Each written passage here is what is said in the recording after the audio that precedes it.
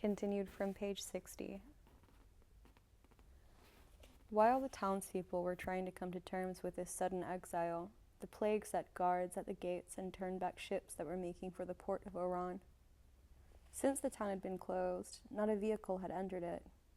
From that day onwards, you had the impression that cars had started to go around in circles. The port also took on an unusual appearance for those who looked at it from the height of the boulevards. The usual hustle and bustle, which made this one of the leading ports on the coast, had suddenly halted. One could still see a few ships which were held in quarantine, but on the quayside, the huge idle cranes, the trucks turned on their sides, and the solitary heaps of barrels or sacks showed that trade, too, had succumbed to the plague. Despite these unusual scenes, the townspeople apparently found it hard to understand what was happening to them. There were those shared feelings, like separation or fear, but people also went on giving priority to their personal concerns. No one yet had really accepted the idea of the disease. Most were chiefly affected by whatever upset their habits or touched their interests. They were annoyed or irritated by them, and these are not feelings with which to fight the plague. For example, their first reaction was to blame the authorities. The prefect faced criticism that was echoed in the press. Couldn't there be some relaxation in the measures proposed? And his reply was unexpected. Until then, neither the newspapers nor the Infodoc agency had had any official statistics for the disease. The prefect passed them on to the agency, day by day, with the request that they should be published weekly. Yet here, too, the public reaction was not immediate. The announcement that there had been 302 deaths in the third week of the plague did not stir the imagination. On the one hand, perhaps not all of them died of the plague, and on the other hand, no one really knew. No one in the town knew how many people died every week in ordinary times. The town had a population of 200,000 inhabitants. People had no idea if this proportion of deaths was normal. These are the sort of facts that no one even bothers with. These are the sort of facts that no one ever bothers with, interesting though they clearly are. So in a sense, the public had no point of comparison. It was only in the longer term, by noting the increase in the death rate, that people became aware of the truth. The fifth week produced 321 deaths, and in the sixth, 345. These increases, at least, were convincing, but not enough for the townspeople, for all their anxiety.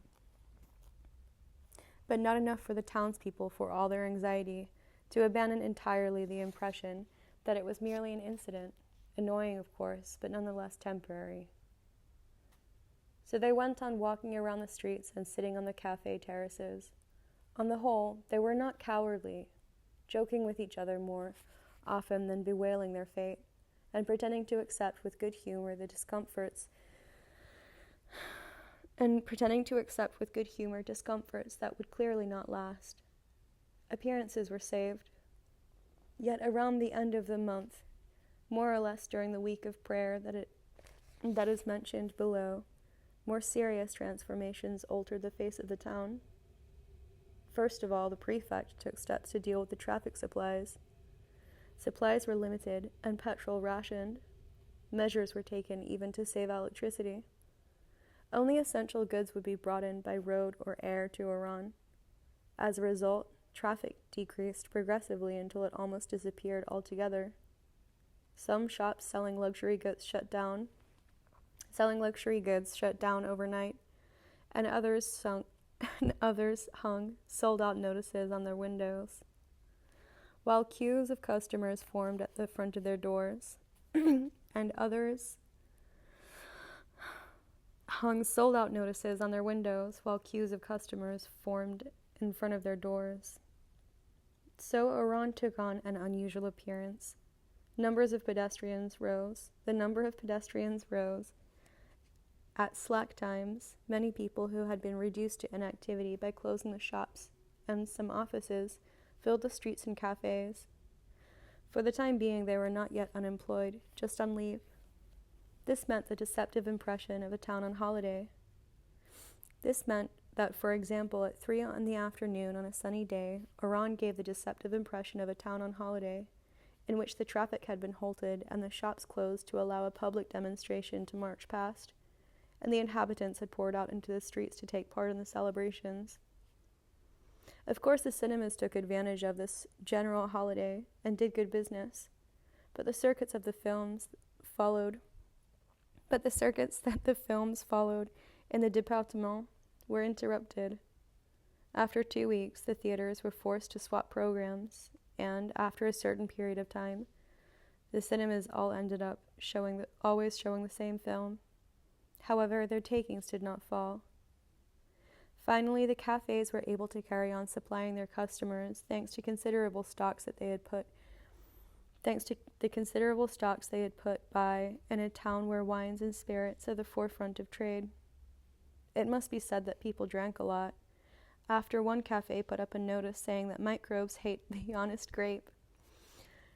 Microbes hate the honest grape. The idea that alcohol protects you against infection, something that the public already found it natural to believe, became still more firmly anchored in their minds.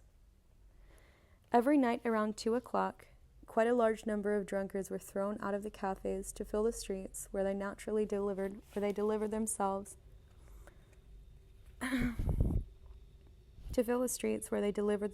of optimistic opinions.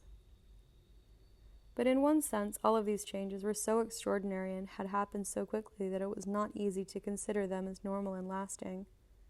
The result was that we continued to give priority to our personal feelings. Coming out of the hospital 2 days after the closure of the gates, Dr. Rio met Cottard, whose face expressed something close to satisfaction. Rio congratulated on how well he was looking. "Yes, I'm fine," said the little man. "Tell me, doctor, this confounded plague, huh? It's starting to get serious." The doctor agreed, and the other man remarked with a sort of genial cheerfulness, "There's no reason for it to stop now. Everything will be upside down." They walked along together for a moment. Cottard described how a big grocer in his district had stockpiled supplies so that he could sell them at a large profit, and they had found tins of food under his bed when they came to fetch him and take him to the hospital.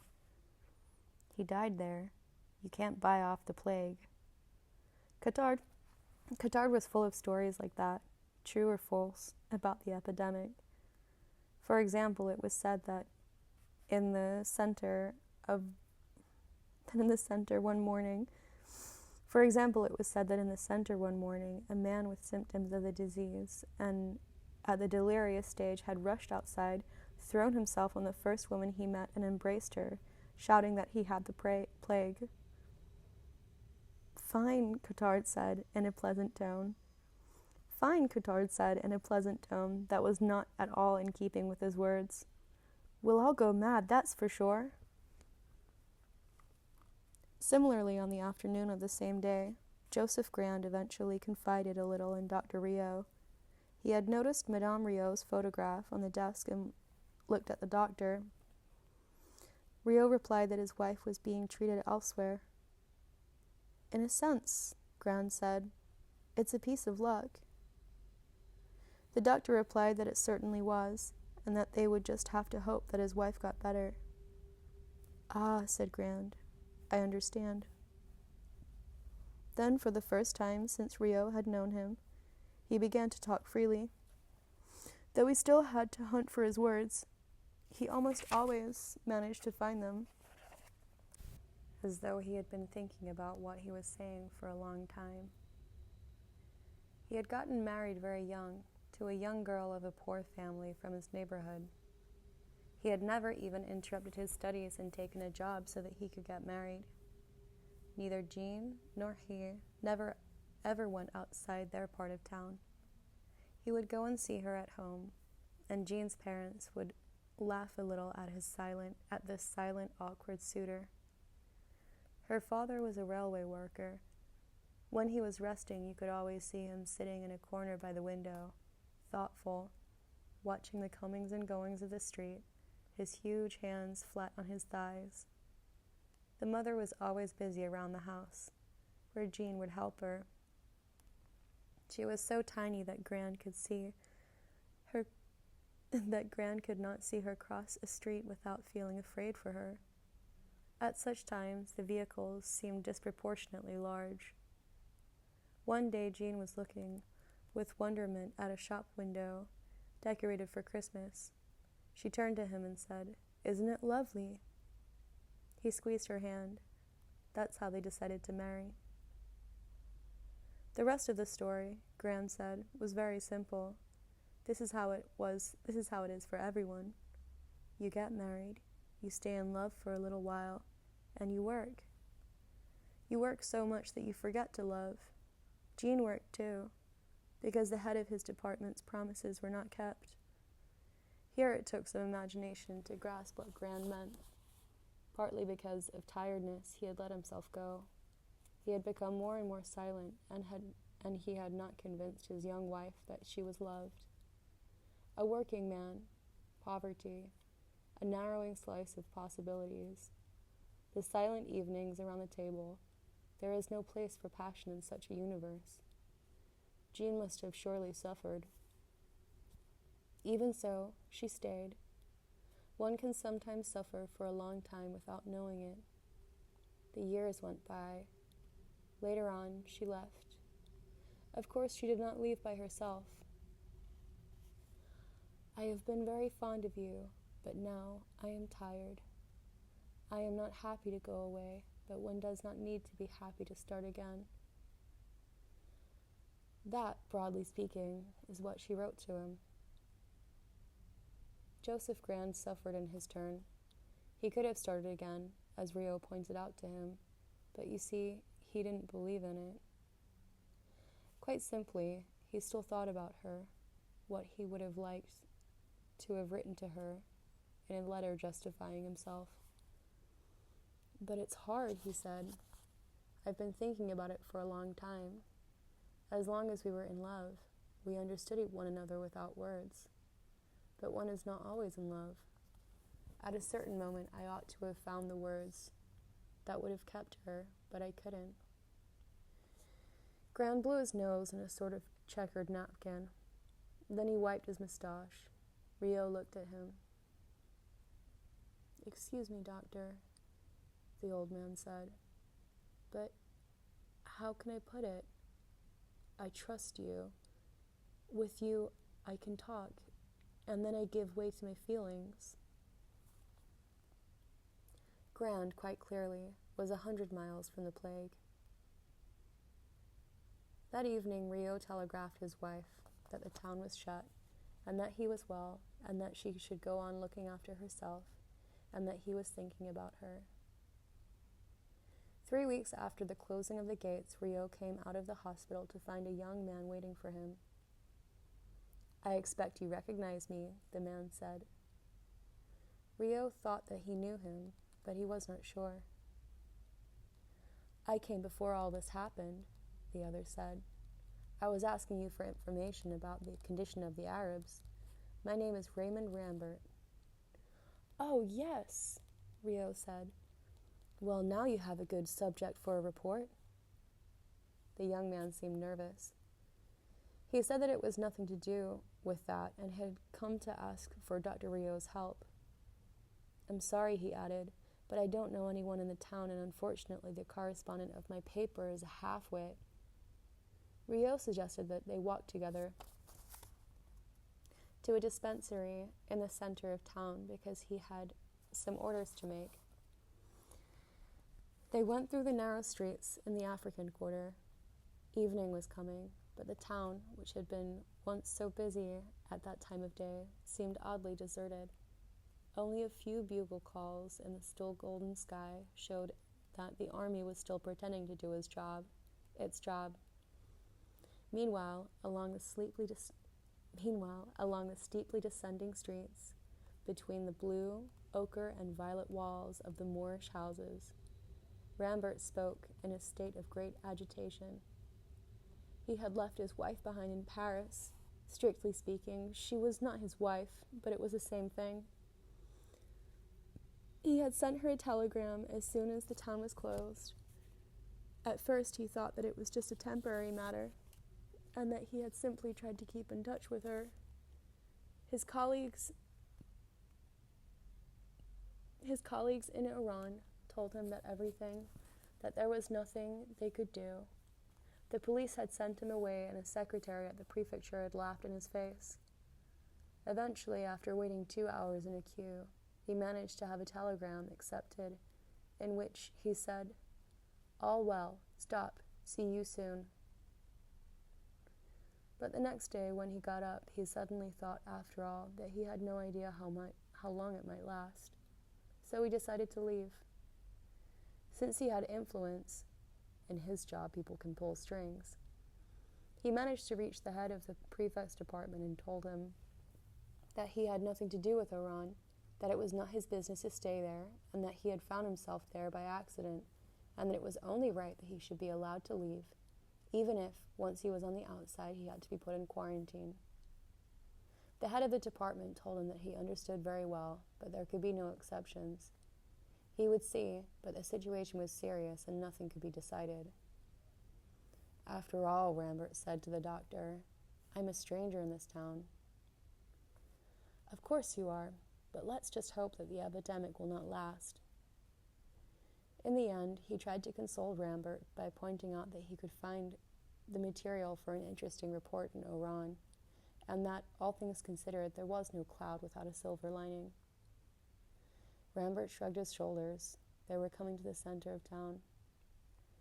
"You see, doctor, it's ridiculous. I wasn't put on this earth to make reports. But perhaps I was put on earth to live with a woman. Doesn't that follow?" Rio said to him that it seemed reasonable. On the boulevards in the center of town were none of the usual crowds. A few passers-by hurried toward their distant homes.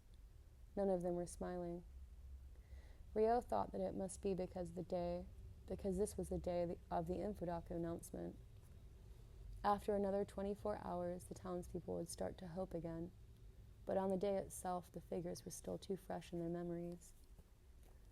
"The thing is," Rambert said, without warning, "she and I met a short time ago, and we got on well." Rio said nothing. "But I'm boring you," Rambert went on. "I just wanted to ask if you couldn't give me a certificate stating that I do not have this blasted disease. I think it could be useful to me." Rio nodded, caught a hold of a little boy who had collided with his legs, and gently stood him back on his feet. They carried on as far as the parade ground. The branches of fig trees and palms hung motionless, gray with dust, around a statue of the Republic, dirty and grimed. They stopped under this monument. Rio stamped his shoes, which were covered in a whitish film, one after the other on the ground. He looked at Rambert. With his felt hat pushed back a little on his head, his shirt collar unbuttoned under his tie, and badly shaved, the journalist looked morose and stubborn. "Believe me, I understand you," Rio said at length. "But you've got it wrong. I can't give you such a certificate, because I do not in fact know if you have the disease. Even if I did, I could not guarantee that between the moment you left my surgery and the one where you entered the prefecture, you would not be infected. And even if, asked Rambert, and even if I did give you the certificate, it would be of no use to you." "Why?" "Because there are thousands of men in this town, in your situation, and they cannot be allowed to leave." "But what if they themselves don't have the plague?" "That's not a good enough reason.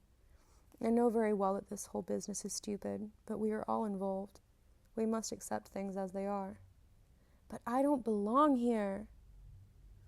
"I'm sorry to say that from now on you do belong here as everyone else does." The other man reacted excitedly. "It's a question of humanity, I promise you. Perhaps you don't realize what a separation such as this means for two people who are fond of one another." Rio did not answer at once. Then he said that he thought he did understand. He wanted with all of his strength for Rambert to be back with his woman, and for all of those who loved one another to be reunited. But there were regulations and laws, and there was a plague. His task was to do what had to be done